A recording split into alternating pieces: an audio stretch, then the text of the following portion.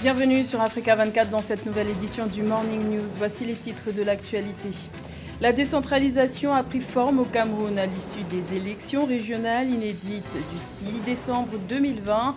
900 conseillers régionaux ont été élus et débuteront leur mandat de 5 ans dès le 22 décembre.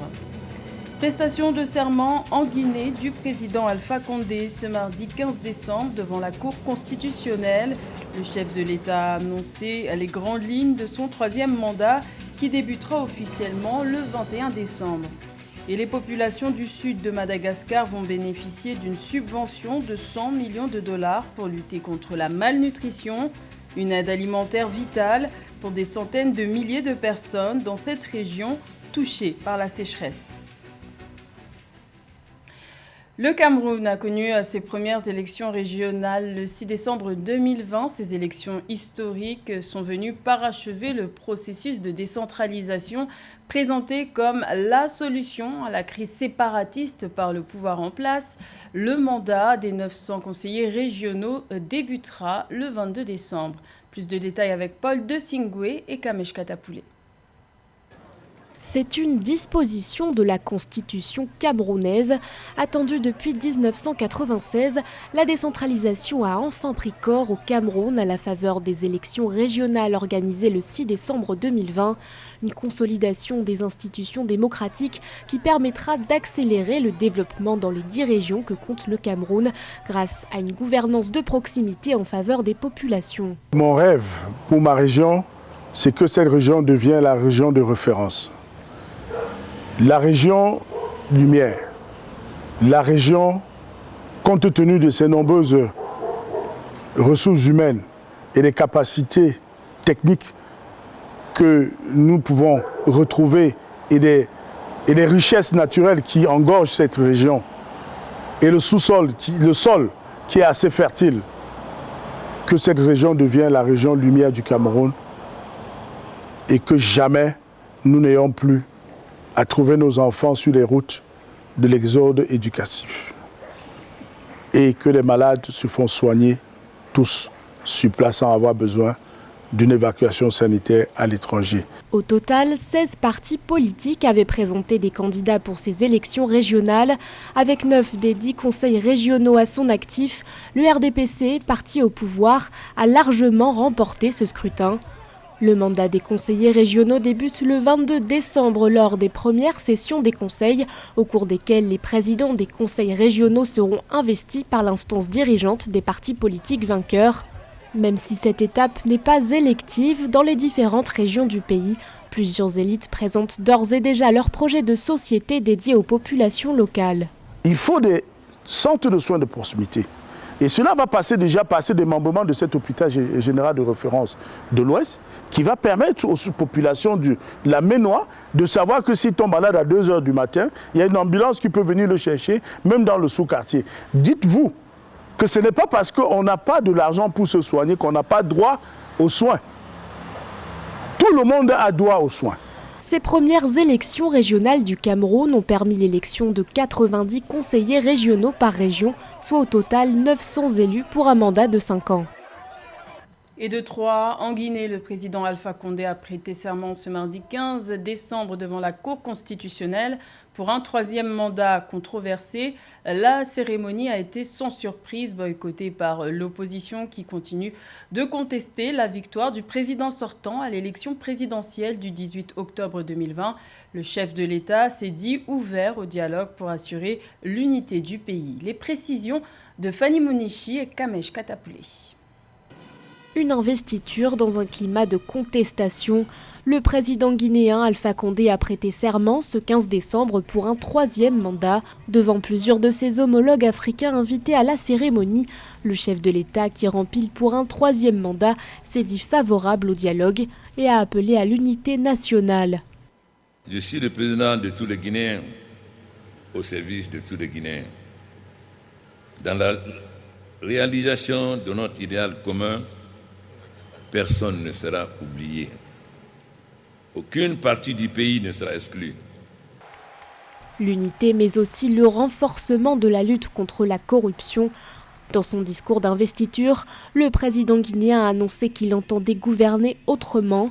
Les ministres, mais également leurs femmes et leurs enfants devront déclarer leur patrimoine. Quant aux entreprises liées à des membres du gouvernement ou à des hauts fonctionnaires, elles seront exclues des appels d'offres. Nous nous engageons à lutter avec fermeté contre la corruption qui gangrène le développement de notre pays, le copinage, le clientélisme. Nous voulons désormais gouverner autrement, comme nous avons pris l'engagement devant le peuple. Gouverner autrement, cela veut dire travailler pour les couches les plus vulnérables.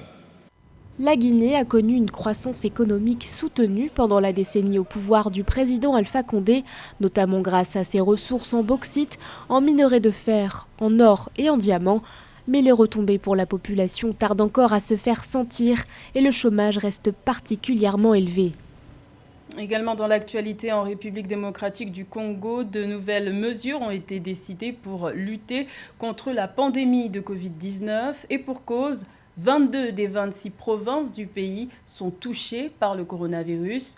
Face à la résurgence du nombre de cas, le président Félix Tshisekedi a pris la décision ce mardi de décréter un couvre-feu sur l'ensemble du territoire national. Dès ce vendredi 18 décembre, la circulation sera soumise à une autorisation spéciale des autorités de 21h à 5h du matin. Dans ce contexte, les élèves vont bénéficier de vacances anticipées. Les grands événements seront interdits jusqu'à nouvel ordre, de même que les réunions de plus de 10 personnes, ce qui constitue un coup dur pour l'économie. La Guinée-Bissau va bénéficier d'un coup de pouce pour relancer son économie impactée par la pandémie de Covid-19. 12 millions de dollars vont être décaissés par la Banque africaine de développement. Objectif, soutenir notamment la filière de la noix de cajou qui emploie plus de 80% de la population. Nelly Claude Bessa. 12 milliards de dollars pour soutenir la reprise économique en Guinée-Bissau. Les fonds issus de la Banque africaine de développement viendront soutenir la relance économique du pays post-Covid-19.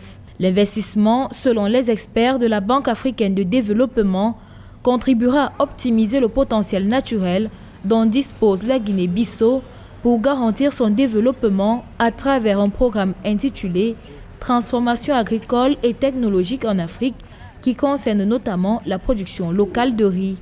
Ces 12 milliards de dollars offerts par la Banque africaine de développement à la Guinée-Bissau viennent à point nommé. Ça va leur permettre de développer certains projets, notamment des projets agricoles, avec le développement de la filière riz et aussi le développement d'une agro-industrie. On sait que le développement de l'agriculture passe aujourd'hui par une agro-industrie assez efficiente, ce qui va permettre de générer des emplois dans le secteur et une demande industrielle assez élevée qui va générer de la croissance dans le secteur industriel et agricole dans le pays. L'institution financière africaine a également indiqué que cet appui servira à accompagner l'action gouvernementale du pays dans les années à venir, notamment dans la mise en œuvre du plan de développement de la Guinée-Bissau. Le ministère des Finances a par ailleurs révélé que les revenus internes de l'État ont chuté de près de 30% et qu'une croissance économique de moins 2,9% a été enregistrée par le pays pour l'année en cours. Donc ces fonds vont vraiment leur permettre de mettre en place un plan de développement afin de relever les défis macroéconomiques du pays, à relancer la croissance qui est en berne avec une récession de 2-3% et avoir une croissance qui soit assez forte avec des indicateurs économiques, notamment un déficit qui soit maîtrisé, une inflation qui soit maîtrisée. Ces 12 millions de dollars viennent à point nommé pour le pays afin de relancer leur croissance économique. Les autorités ont indiqué que la pandémie de Covid-19 a lourdement impacté la campagne de commercialisation de la noix de cajou, filière qui emploie plus de 80% des Guinéens directement ou indirectement. Belle performance du secteur agricole en Afrique du Sud. Ce secteur a rapporté 3,2 milliards de dollars au troisième trimestre 2020, alors qu'il représente déjà un total de 15% du produit intérieur brut. L'agriculture s'est imposée comme l'un des principaux leviers de la reprise économique espérée. Les explications de Joël Marie Ballot. En Afrique du Sud, les exportations du secteur agricole au troisième trimestre 2020 ont généré 3,2 milliards de dollars, soit une hausse de 5% par rapport à 2019. Cette performance est imputable notamment à la hausse des expéditions de vin, de maïs, de canne à sucre et de fruits grâce à la faiblesse du rand. L'Afrique du Sud étant citée comme la première puissance agricole du continent. Mais ce qui paraît peut-être comme une surprise, c'est le maintien de ces performances, la résilience face à la crise sanitaire à laquelle le pays, comme tous les autres pays d'ailleurs, est confronté. Disons pour le rappeler qu'une dualité caractérise cette agriculture. En réalité, nous observons deux types d'agriculture. D'un côté, une agriculture typiquement commerciale, intensive, bien structurée et orientée vers les marchés. Celle-là même qui occupe une place importante dans le système économique. Et d'un autre côté, nous avons une agriculture de subsistance essentiellement pratiquée par les couches démunies et dont les produits servent essentiellement à l'autoconsommation.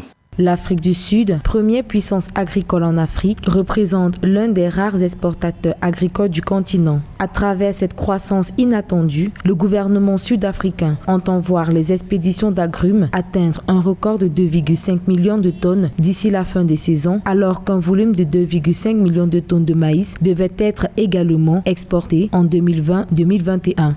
Pour maintenir le cap relativement aux performances déjà enregistrées, il sera question de mettre effectivement en œuvre le plan de relance économique et soutenir l'agriculture de subsistance, notamment en développant les chaînes de valeur et en facilitant l'accès aux intrants et aux facteurs de production à l'instar du capital et la terre. Globalement, le résultat exceptionnel enregistré vient déjouer les craintes formulées un an plus tôt sur la capacité du secteur agricole en Afrique du Sud à faire face à de nombreux vents contraires comme la sécheresse ou la fermeté du rand. 100 millions de dollars, c'est la somme dont va bénéficier Madagascar pour faire face à l'insécurité alimentaire, notamment dans le sud du pays. Ces fonds proviennent de l'Agence des États-Unis pour le développement international et vont bénéficier à plus de 160 000 personnes touchées par la sécheresse qui a sévi en 2020. Nelly Claude Ebessa. 100 millions de dollars pour soutenir la lutte contre la malnutrition dans le sud de Madagascar. Les fonds devraient fournir des solutions à long terme à l'insécurité alimentaire dans les zones les plus touchées par la famine dans le pays. Ce sont des besoins nutritionnels et médicaux qui pourraient trouver des solutions grâce à cet investissement. Elles pourront venir en appui à la stratégie de lutte contre la malnutrition et la famine, qui est cette fois-ci la réponse orchestrée par le gouvernement pour apporter sa part de solution à cette situation.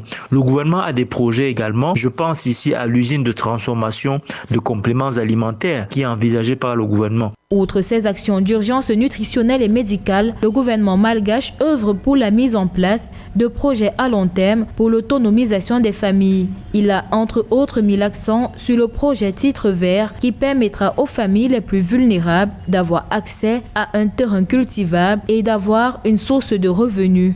Il s'agira d'abord d'améliorer l'agriculture, ensuite d'améliorer la gouvernance, d'améliorer les moyens de subsistance et la santé.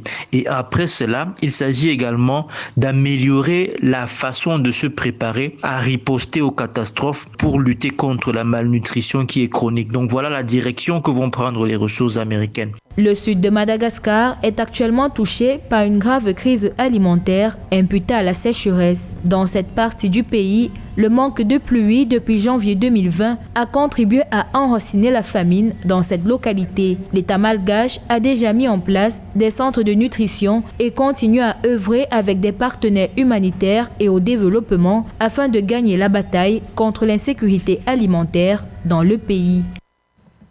Dans le reste de l'actualité, à la page sport, la nageuse junior zimbabwéenne Michela Makwabarara crée l'exploit avec un nouveau record. La sportive de 12 ans est parvenue à effectuer le 100 mètres nage libre en 1 minute, 3,97 secondes. Elle bat ainsi le record de Kirsten Coventry de 1 minute, 4,34 secondes établi il y a 25 ans.